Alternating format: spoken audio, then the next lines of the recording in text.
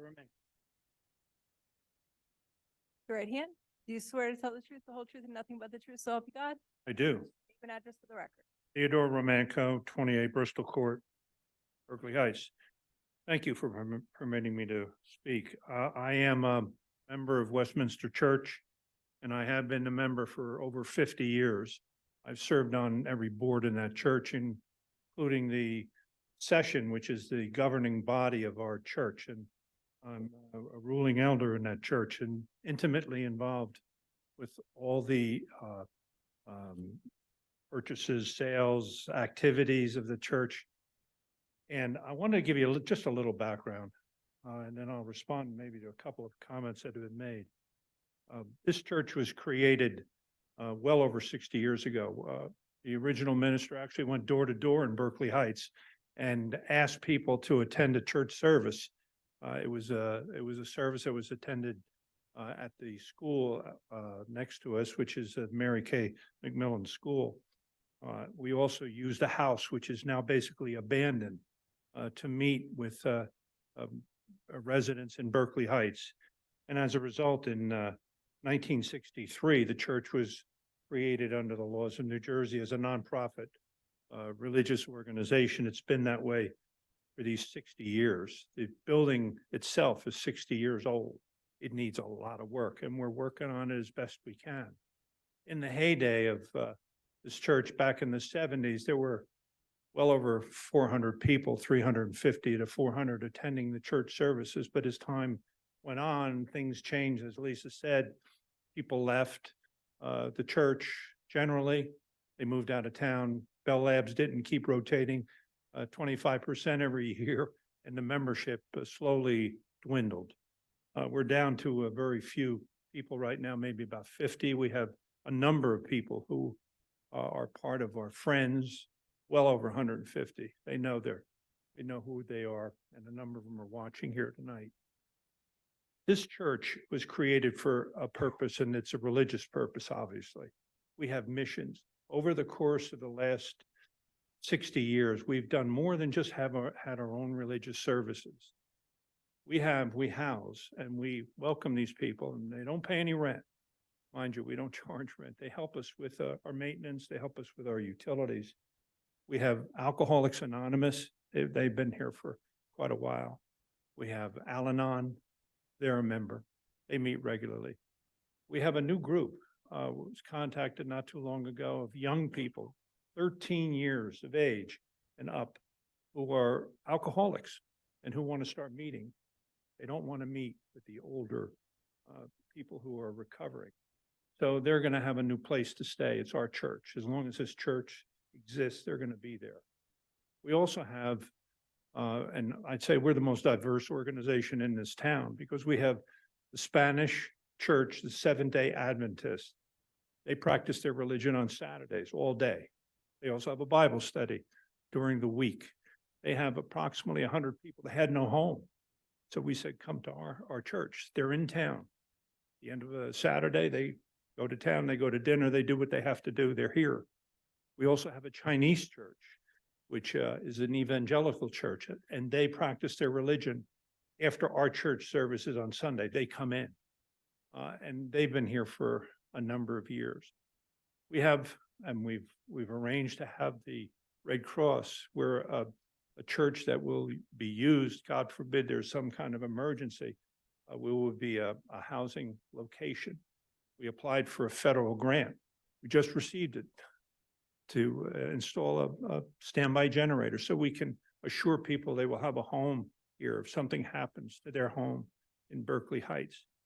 During this time, we've had concerts for the rescue squad, the fire department, the VFW, Veterans Park. We've done this over and over until COVID. We've constantly raised money not only for our local charities and organizations, but also for organizations outside the United States, including Ukraine, among others. We sponsor missionaries. This is all part of what this church has been doing. We've been awarded prizes by Union County Human Rights Commission for our work helping people, helping Jews leave Russia. We've been given the honor with the Americans for Human Rights in Ukraine to help these people get out of Russia. So all this work has been done, but it takes, unfortunately, it takes more than just our prayers and hard work. It takes money.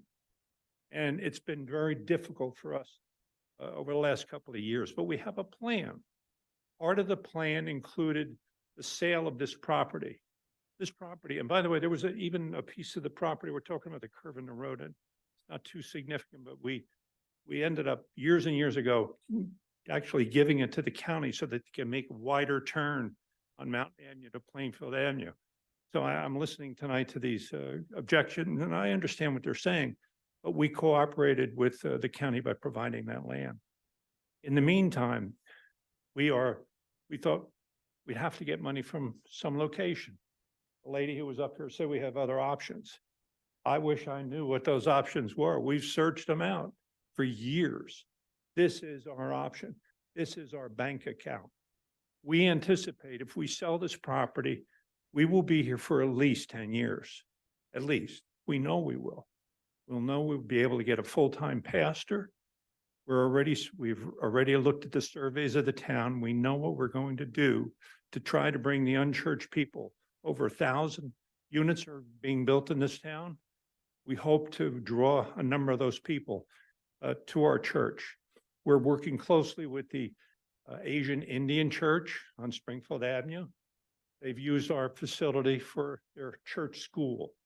So our church is open to a number of people. Mary Kay McMillan, the Board of Education, they don't have sufficient parking for their kids at Mary Kay. They come every day, every morning, every afternoon. They drop the kids off. They walk them to the school. There's a path to the school, and they come back and they pick them up. So we're working with these people too to provide some kind of semblance of transportation for them. Now, you can understand that spreading the word takes a fair amount of money. And by the way, I had a COVID shot and a flu shot. And don't you know, I'm just warning you, I got all of a sudden about 2 hours ago, I start getting the shivers and my nose is running, but I assure you I don't have COVID. I've been tested for that.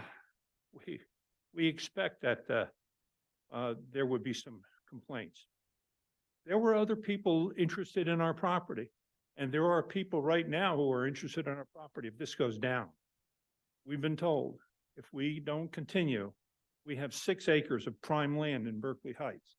That church will come down. This is not going to be donated to the library or to a local theater. It will come down. And I don't know, I'm not a planning board attorney, I'm a criminal attorney. But I know one thing, if that church comes down, they're not going to be before you, they're going to be before a planning board. We've turned our backs on people who said, well, we can possibly do something on the 2.5 acres that is up for sale right now with this particular applicant. We said, no, we didn't want to do that. We felt, and we've been told by our broker who's sitting in the back, by other brokers, that the values of the homes in front of us will go up. We know these neighbors. We've had agreements with Mr. Barter and others for years. I was kind of shocked to hear that there was a water problem. He never told me, and we had an agreement since 2010 that they could use the woods as much as they want. But we can provide an opportunity for these people. The option, however, is the one I told you. I think you should consider this. No offense to these people. This is our property. It's not their property. I know they've enjoyed it, and we're happy that they've enjoyed the woods, but times have changed. We need to do what we need to do to survive. We have 4 churches in this town. We don't want to have 3.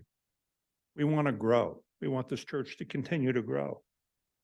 I will add something. I Oprah'd all the records, traffic records, back to 2016. And I've been in touch with the police department on a regular basis. Over the course, since beginning of 2016, I have 18 reported accidents on Plainfield and Mountain Avenue. And I don't have a report, interestingly enough, of a bus a school bus being involved in an accident. I don't doubt it for a minute it occurred. I just don't have it. They never gave it to me. They gave me 18. Not one of those 18, not one of those 18 reports, and I'll give you a copy if you like, involves any car moving out of a driveway from Mountain Avenue all the way down to Columbia Park. I counted them. There are 41 houses and 39 houses, 2 commercial buildings down to Columbia Park.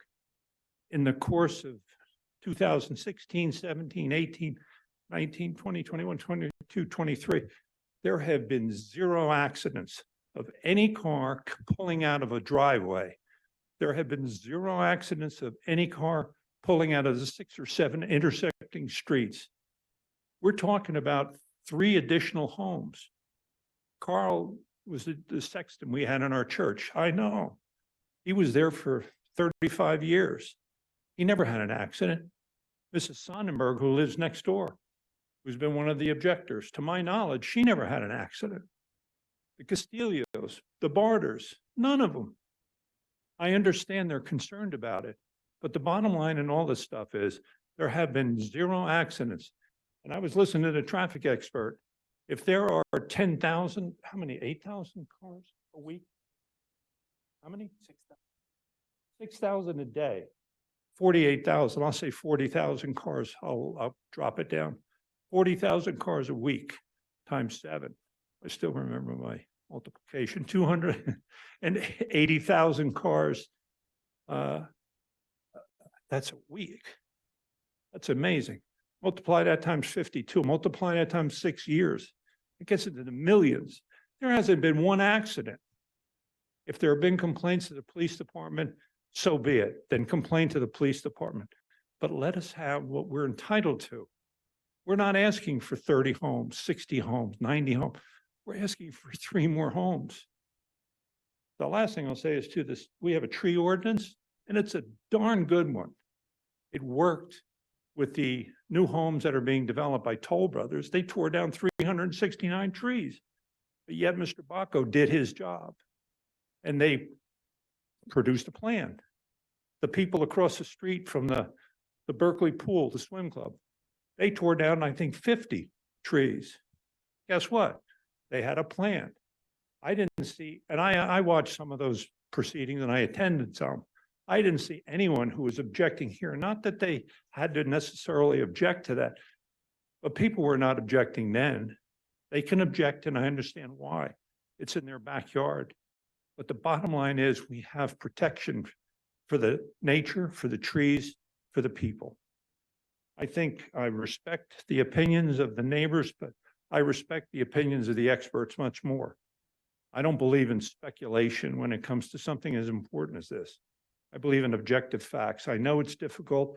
You get a lot of pressure from residents. There aren't as many residents in this town objecting to this project. You may have the neighbors and some of their friends granted, but this is not a town-wide thing. This isn't the low and moderate objectors here. This is local NIMBYs. And with all due respect, I think the church should be entitled to what it is. And that is the sale of the land and the survival of an amazing, amazing group of people that is ongoing and that will continue. Thank you. Michael, one question. We spoke about the hundreds of units. There are many rental units that are now populated. Has there been any positive blip on the radar for your congregation? Has there been any positive momentum with new residents in the town taking an interest in? Yeah, actually, not what we'd like. And the part of the problem is that there aren't that many. We've reached out to some of the managers, some of the potential units, and also the existing units, and they're very reticent about providing any information to us about their tenants, which we understand. So we're going to approach it in a different way. But no, we have an overall objective plan to offer the church for them. I mean, you can, offer, but they have to accept. Thank you. Thank you very much for your time.